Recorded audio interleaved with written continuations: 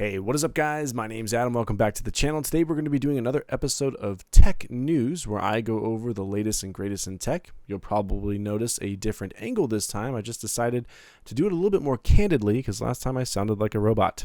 So I got my notes with me. We're going to go over this together. We're going to be talking about 4 different stories today. The stories I wanted to talk to you about were going to be the Atari Hotel. If you haven't heard anything about that, it is essentially a gaming style hotel that's being built to, I don't know, appease gamers. It looks like they're trying to attract a new different type of crowd. Sounds pretty exciting to me. We're definitely going to go into that. Next up, we're going to talk about the Galaxy Fold. This is an update to a story we had talked about on Sunday. The Galaxy Fold is going to be Razr's competitor, the Motorola Razr competitor. Basically, there's been a ton of leaks for the Galaxy Fold, and I wanted to talk to you guys about that, give you guys the specs and the details that I know. And the last story for today, guys, we're going to be talking about is Google. So if you didn't know this, Google pays hackers to basically find bugs in their systems on their platform. They had a really big year in paying out, the largest it's ever had. So I wanted to talk to you guys about that as well. Without further ado, let's jump right into today's news.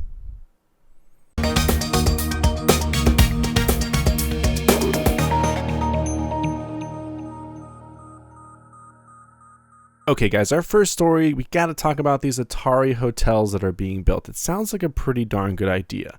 So essentially, the Atari hotels that are being built, they're going to be located in Denver, Chicago, Seattle, San Francisco, Austin, Texas, San Jose, California, and lastly, my hometown of Phoenix, Arizona. Now, I'm pretty excited to see all this come about. There isn't really much to go on at the moment, and I would say that the projects are still in development phase. The developers at this point are really adamant, and they've come out and said, I quote, they're trying to provide the ultimate experience in immersive gaming entertainment in every aspect of gaming. Now, with that being said, it hasn't been announced yet which games are going to actually be there at the hotels.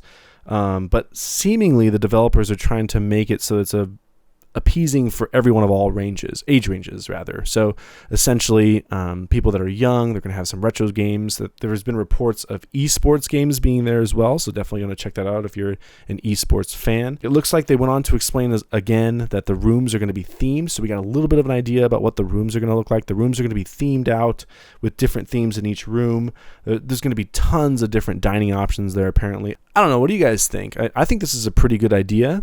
Sounds like a pretty solid plan. I've never heard of or seen a gaming hotel. So for them to go ahead and advertise towards gamers, maybe they're trying to attract some of the big esports events. That might be a really good idea.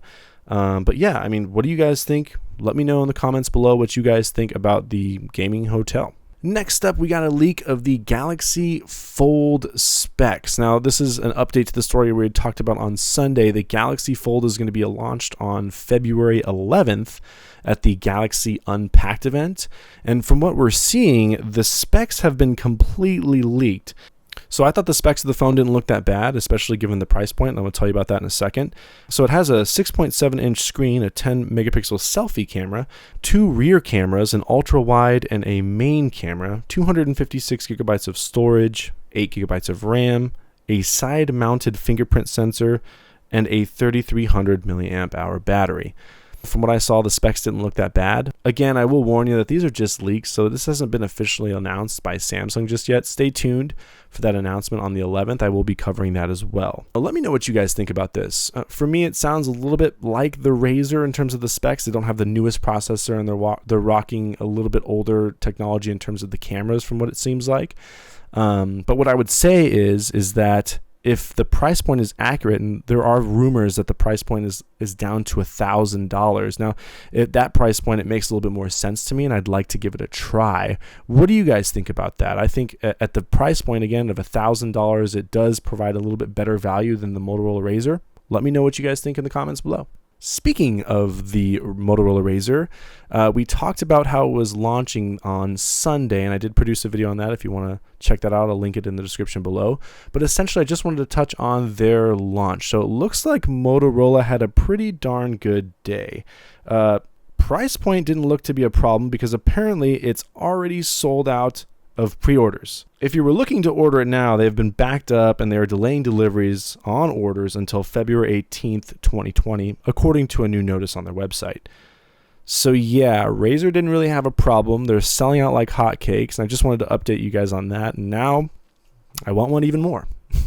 Okay guys, let's jump into the last story for today. So if you didn't know this, Google actually pays hackers and bug finders to go scour their sites and products and find bugs or vulnerabilities and help Google fix them. This past year, they paid out over $6.5 million to fill these bug bounties, which is double the amount of their highest payout year ever. Over the past year, Google has raised the amount of the rewards significantly from $5,000 to $15,000 range to $15,000 to $30,000 range.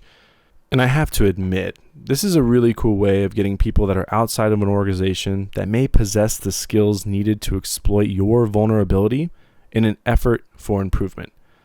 It's pretty awesome if you ask me, and if I possess the skills, I definitely would be giving that a go. What do you think about Google paying outside sources to help hack their sites? I think it's pretty awesome if you ask me, and I mean, if I had the talents and possessed that ability to be able to do that, I would be filling bug bounties left and right. And that's it for today's video, guys. Thank you so much for watching. If you liked what you saw, please give me a thumbs up and make sure to subscribe for more future content. Stay tuned this Saturday because I'm going to be doing a review of the mesh Wi-Fi network I found. It was a pretty darn good deal on Amazon, and I really like the speeds that it's been able to give me. So again, stay tuned for more future content. Like and subscribe if you like what you saw. And thank you. I will see you in the next one.